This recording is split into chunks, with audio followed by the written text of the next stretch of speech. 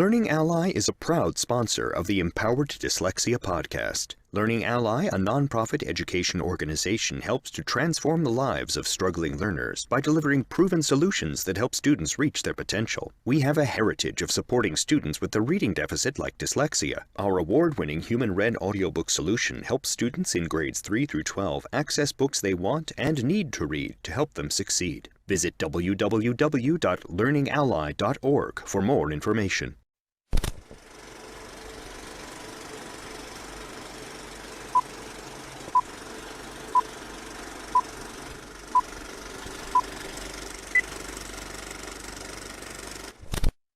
The following content is not intended as a substitute for professional legal advice, medical advice, diagnosis, or treatment. Always seek the advice of your attorney, advocate, physician, or other qualified health provider with any questions you may have regarding any medical or educational concerns.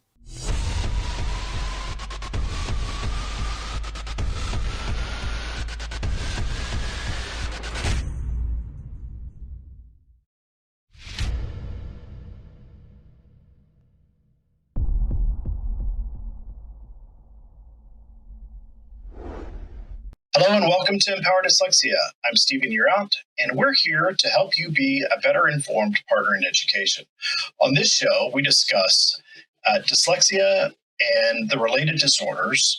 We talk about the research that's being done, the interventions that our children are receiving, special education policies at the local, state, and federal level. We also interview experts in their fields. And my favorite part of this is we get to speak to people who have personal experiences. Please be sure to like us on Facebook and on YouTube. Subscribe to us, hit the bell so you can get notifications when our new shows get published. And make sure that you leave us a comment and let us know how we're doing. Every week, Empower Dyslexia is broadcast live on Facebook Live and YouTube Live. If you like listening to Empower Dyslexia, the audio version, you can get it on all of our favorite apps: Google Podcasts, Apple Podcasts, iHeartRadio, Spotify, Stitcher, Alexa, TuneIn, you name it, we're there. Learning Ally has provided Empower Dyslexia with our own discount code. When purchasing a new family membership, you can take 20% off when using the discount code ED20. Check it out. We have a great show today. Although we're practicing our social distancing because of the COVID-19, we're at my home studio. So a little different. Don't have the big desk out in front of me. And I can't wait to talk to our special guest today. Today, we speak with a good friend of mine, Yvette Blaess. She is an entrepreneur.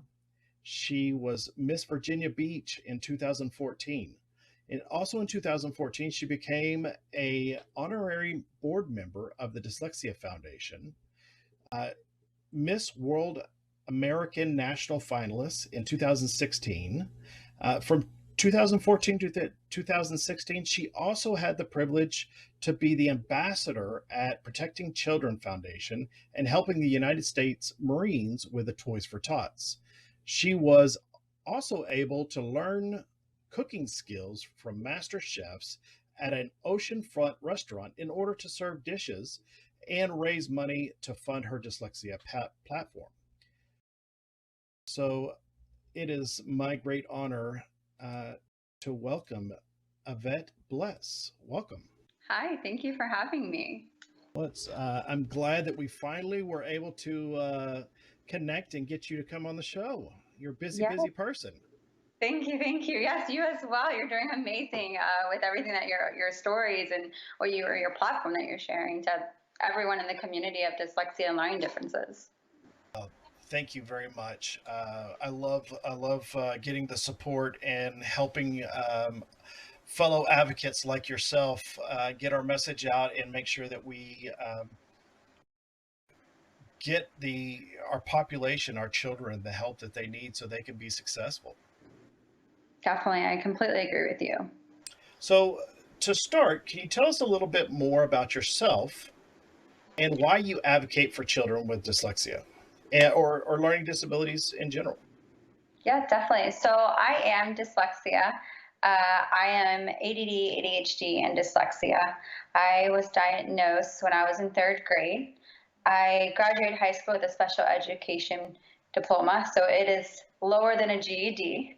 I went to college, but me going to college was probably went in for like 10, 20 minutes and walked out a couple times. And eventually I ended up not going at all and dropping out. And that's kind of where my journey started. After the struggles and the ins and outs of dyslexia, I started my journey on what really was going on in my world as an adult had really affected my abilities in education growing up. So that's when I kind of realized that there was a lot more. I was just a small person in a larger problem in a global issue with education. So that's kind of where I started doing my research and learning and talking to parents, talking to students, talking to adults with dyslexia. So yeah, that was the beginning of this long journey that I've been on and are continue to grow. So you said that you were diagnosed with dyslexia in third grade. Um, how did dyslexia, or can you tell us a little bit about your school, like from age 3 or third grade, sorry, on? How was school for you? You struggled? Were you able to receive the help that you needed? Uh, can you talk a little bit about that for me? So when they diagnosed me in third grade, they really tried to. I got held back. That's how they caught it. So in third grade, I was failing everything. I couldn't read. I couldn't write. I couldn't comprehend different sentences.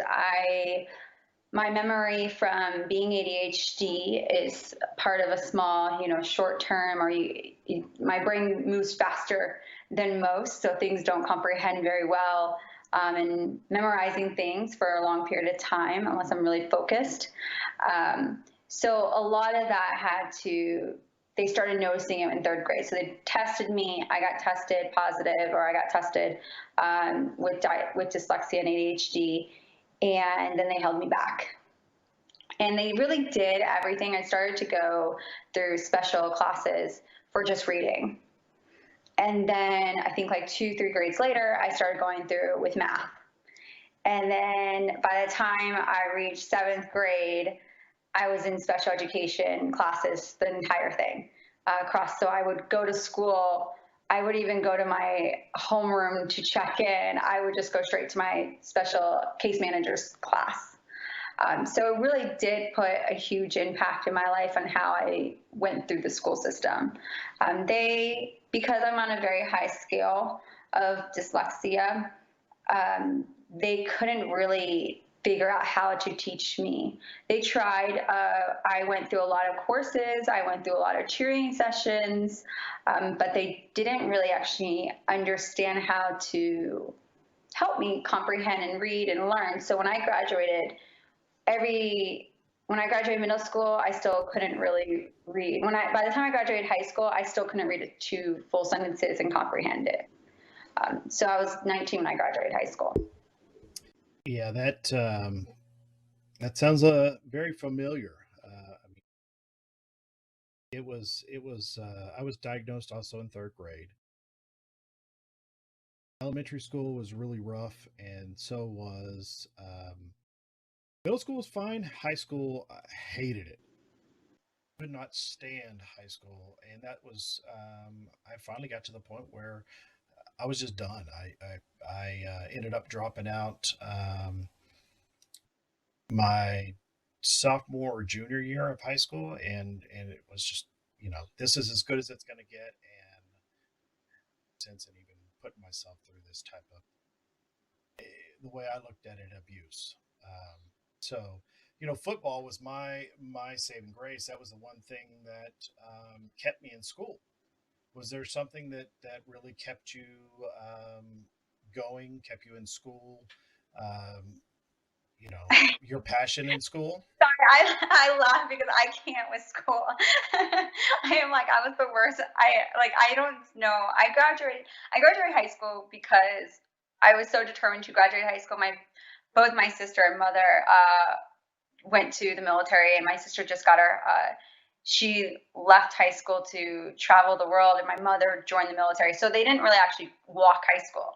And because my mother was such a strong woman, she knew my disability. We figured out through middle school and high school what the laws were with the No Child Left Behind. So I knew what I could get over when it came to the school system. By the time I went to 13 different schools in high school.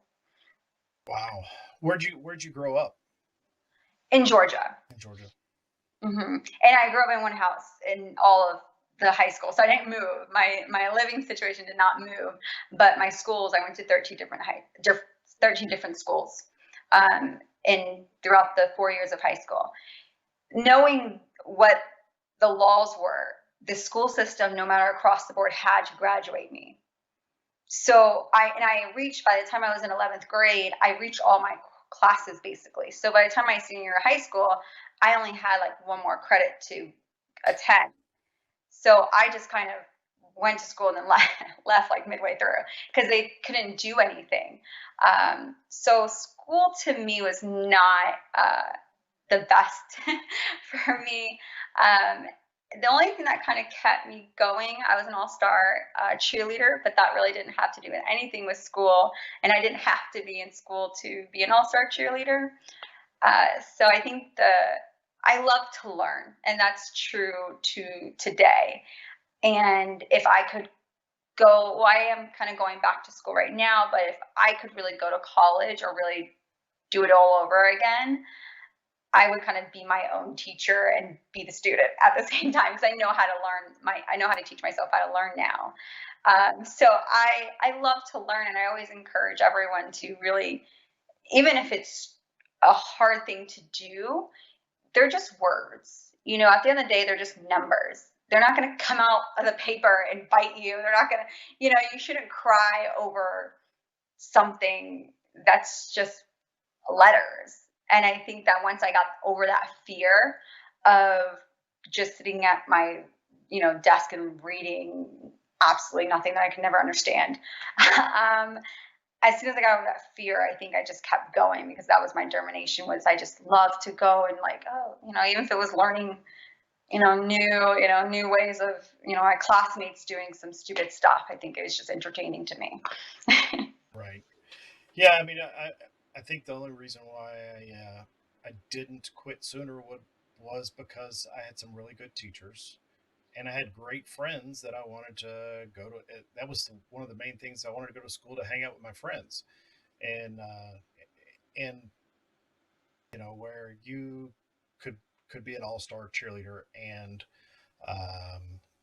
not be in school. You can't necessarily play football and not be in school, right? So.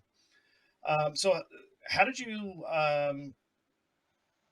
get into being in pageants? My story, when I left college, I kind of did, I really did a self-care, self-love and all this. I think throughout the educational system, when I left finally the educational system, I got diagnosed with a lot of things, depression, social anxiety. I still couldn't really comprehend a paragraph correctly. So I think once I did that, I checked myself into rehab at 19 years old after high school. And I think after that process of learning who you are and learning this is who you're going to be, and you are dyslexic, you are struggling, you're going to continue to struggle. This isn't once you learn how to read, you're not going to struggle any longer. No, it's just because you learn how to read doesn't mean you're not going to struggle every day. And I really came to terms with that and accepting that this is how I'm going. Will carry on with me for the rest of my life. So I might as well just accept it. And once I started to do that, I learned that I always love to help people. I naturally just love to really just help people. And so I got into getting my CN, which is a nursing assistant. and I worked in a hospital throughout my journey of self-love and self-caring. And through that, I did modeling for a while. I was on that track of my career of modeling. And this lady used to do pageants, and she was from India, and I love India. And so we really got along and things like that. And she did pageants. So she really was like, you love to model, you love to do charity work, you love to help people. Why don't you do pageants? So I looked into it, and that really kind of set the tone to reaching out to the community of dyslexia and learning what I could do to play a part in this, this issue globally. Yeah, it's to me, it's really funny how, or I say funny, but we tend to come back and see how can we help? How can we use the pain that we went through as kids to help other kids not have to deal with that, not have to go through that, other families not have to go through that. I mean, that's really a servant heart, and I have to tell you, thank you so much for doing all that you're doing. I always call it's like our comeback. It's like we're coming for you, educational system. I'm always like, people are like, why are you so passionate? I'm like, it's my comeback. I'm coming back. I'm coming for you guys. It's funny how the dyslexia population or the advocates that are dyslexic come back, and they're such fierce advocates for our children that have dyslexia and learning disabilities. I mean, because we know what it feels like.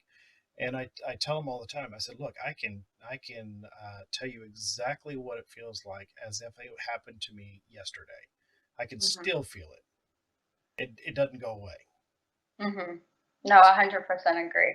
Yeah, so that was my walk of or pageantry.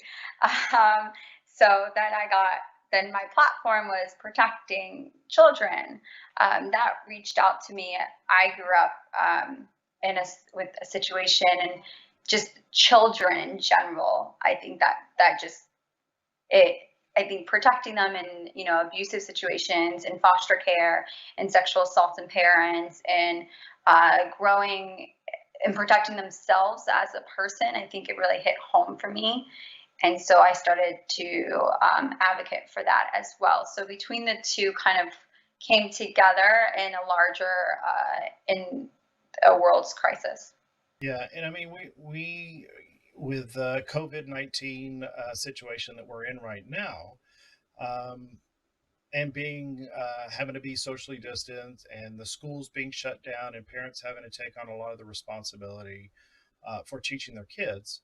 Unfortunately, we still, this is a time where abuse is skyrockets, and we want to make sure that we're taking the time to not only teach our kids and be there for them, but to love them and reconnect with them, and making sure that they're getting what they need also at home. I was having a conversation with somebody just the other day, and we were talking about how we were dealing with this homeschool or COVID situation. And one of my things is, hey, look, school's important, learning is important, but I'm not going to, while we're at home, while we can't go anywhere, there's no other outlets, I'm not going to allow this to throw our family into a tailspin. So we're going to do what we can. We're going to get it turned in. We're going to continue learning as much as normal. And, if you don't get your work today, you'll get it tomorrow, or you get it at the end of the week. But we're not going to allow that to completely blow up our family. Mm-hmm. No, it's really important. It's really important for kids to understand, it's okay to struggle. If you're dyslexia or not dyslexia, I think that everyone in this world is going to struggle with something. Some are going to be milder, some are going to be harder than others. But, no matter what kids are going to struggle. We struggled. We're adults and we struggle. Struggle every day. We struggle every day. So, I mean, it's going to happen. So I think that accepting that and moving forward in a positive way as I'm not a parent, for a parent or child or, young adults or adults in the everyday world, I think is so important across the globe. Dyslexia or not dyslexia, depression, sadness, or anything, sadness or anything like that. I think it's important to just accepting that you are going to struggle and it's okay to struggle. It's such a importance and such a key thing, and I think in our everyday life. Absolutely. I was asked what would be the one main piece of advice that I would give parents that are, struggling through this right now, and I said I think it would be one word, and that word is grace. And give your children grace, give yourself grace, give the school system grace, because nobody's ever gone through this. Now, when I say give them grace, and I'm talking children, I'm talking parents, I'm talking school system, even though I'm saying give them grace, if people aren't doing what they're supposed to be doing or what we're called to do, you still hold them accountable. That's different. But we need to give people grace to the fact that there's going to be mistakes. There's going to be mess ups. Let's be okay. Take a deep breath, and let's make sure that we can keep moving forward. All of this stuff is going to be there when we get done. I promise. So, do you want to talk a little bit about what you're doing now with your advocacy work? Yeah. I right now am really focused on public awareness.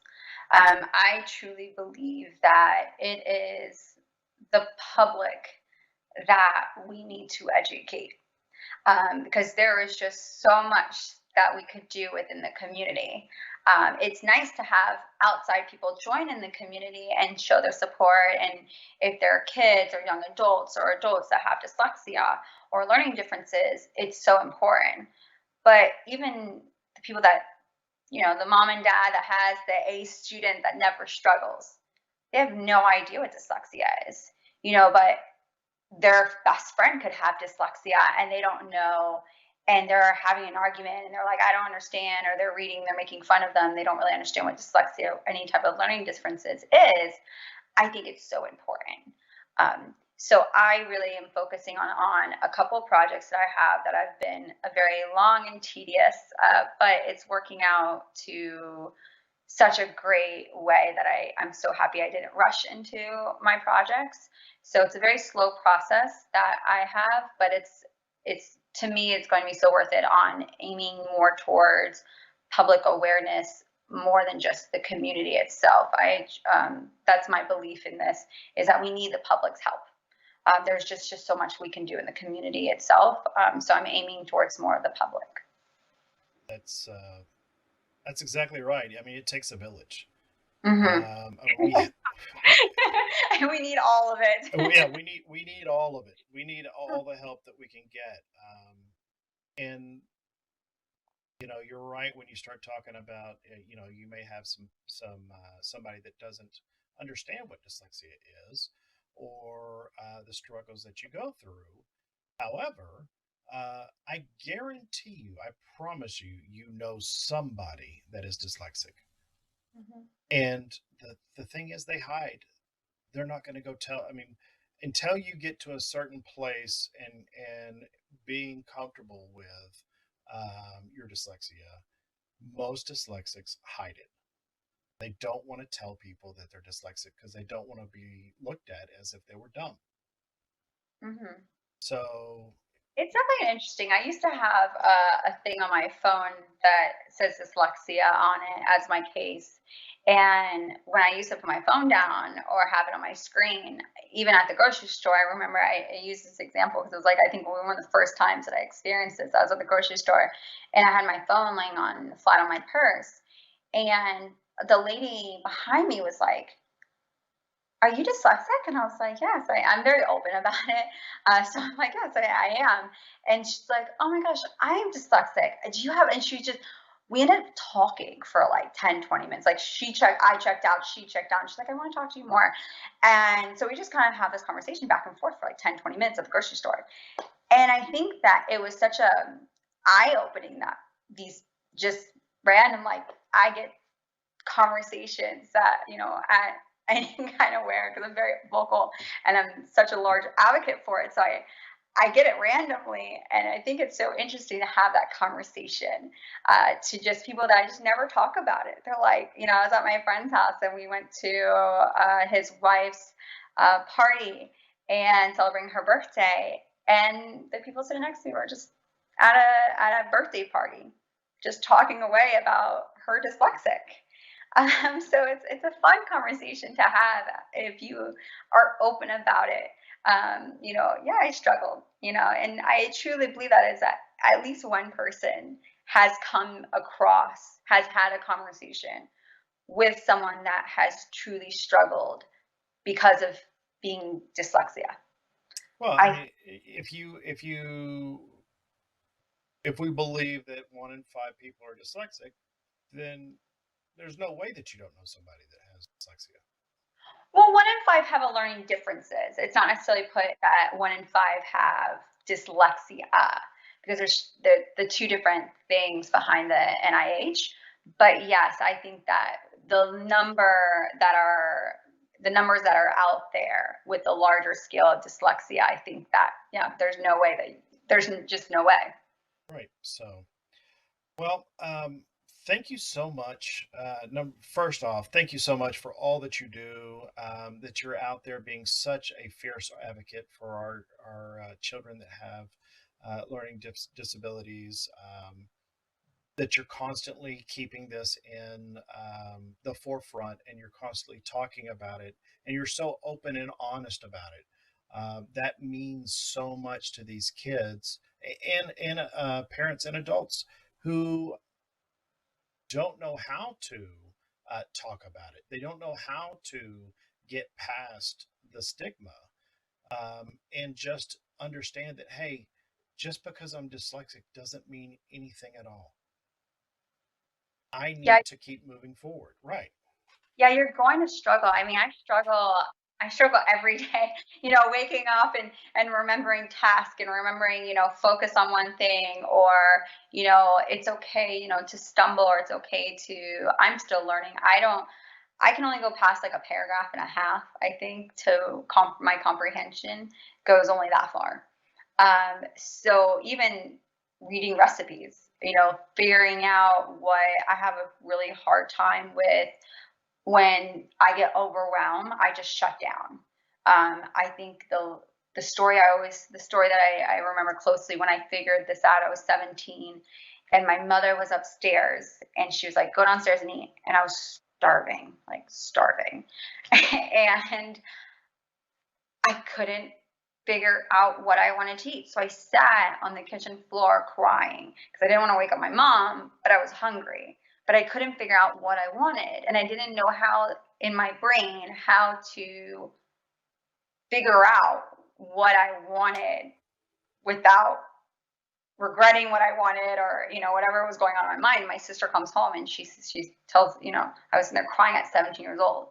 And even to this day, it's like I have to, like, when I get so overwhelmed with like a decision that I have to make, a business decision, waking up and figuring out what I want to do, especially with this lockdown, what I want to do for the day, I have to slow myself down and just be like, okay, one thing at a time, so I don't get overwhelmed, or I don't just completely, shut down and get, emotional wreck. And I think I'm, almost 30, and I think that it's such a thing that you just have to slow and recognize your issue and really come to understand your dyslexia or learning differences. And I think it's such a key thing that we need to all realize, that we need to understand it as if you are a parent, or if you are an adult or a child. Hey, this is my issue. This is what I'm struggling with. Okay, how do I work around it. It's not a stop sign. It's just a roadblock. It's something that you're going to have to deal with for the rest of your life. So you might as well figure it out. Or it's going to be a very long and tiring journey, and hard. Absolutely. Well, again, thank you so much for all you're doing, and I'm glad we have another warrior out there fighting for our children and making sure that our kids get what they need to be successful. I mean, our population gets what they need to be successful. So keep up the great work, and please, you have an open invitation to always come back and talk to us about the things that you're doing to help our population.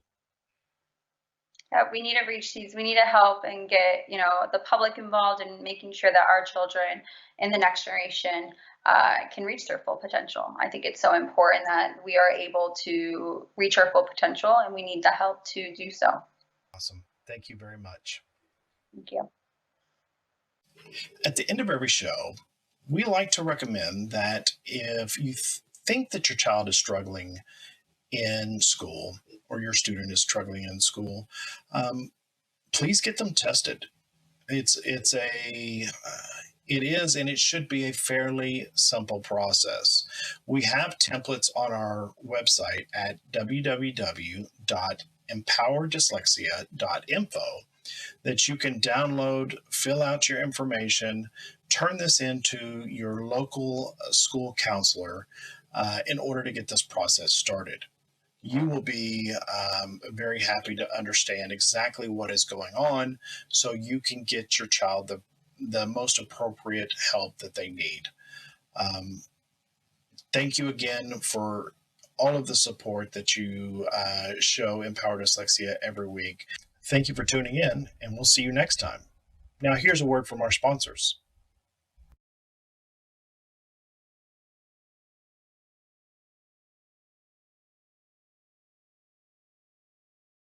Learning Ally is a proud sponsor of the Empowered Dyslexia podcast.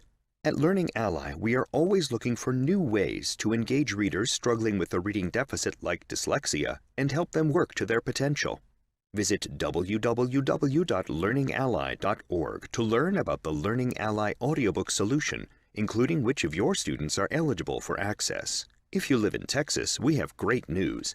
The Texas Education Agency provides access to the Learning Ally audiobook solution for all K-12 public and charter school students with reading deficits.